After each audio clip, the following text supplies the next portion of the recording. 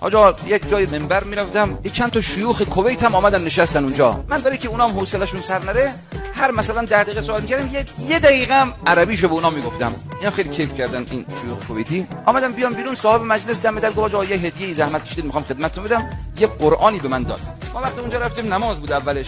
گفتن امام جماعت هم خود شما باشین. نماز جماعت خوندم، یک بچه‌ای آمد گفت من مکبری بکنم، گفتم برو مکبری. وقتی که ما آمدیم بیان بیرون این قرآن رو به من هدیه دادن، این پسر با پدرش آمدن پیش من. گفت آقا این پسر من بار اول بود که مکبری کرد. خوب بود؟ گفتم ماشاءالله. بارکالله، بیا یه هدیه هم بهت بدم. همین قرآنی که به من دادن، ما 100 تا قرآن داریم.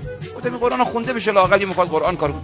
گفتم بیا قرآن بوسیدم به این هدیه دادم. آمدم خونه 2 تا تلفن بهم شد. تلفن اولی رو پدر همین پسر زنگ زد، گفت حاج آقا کاش همه روحانیون مثل شما بودن. گفتم که با ما کار شما با این هدیه‌ای که به پسر من دادین زندگی این رو عوض کرد. گفتم بابا دیگه قرآن زندگی. گفت واقعا که شما کاش آخوندای دیگه از شما یاد بگیرن. بابا قطع کردم.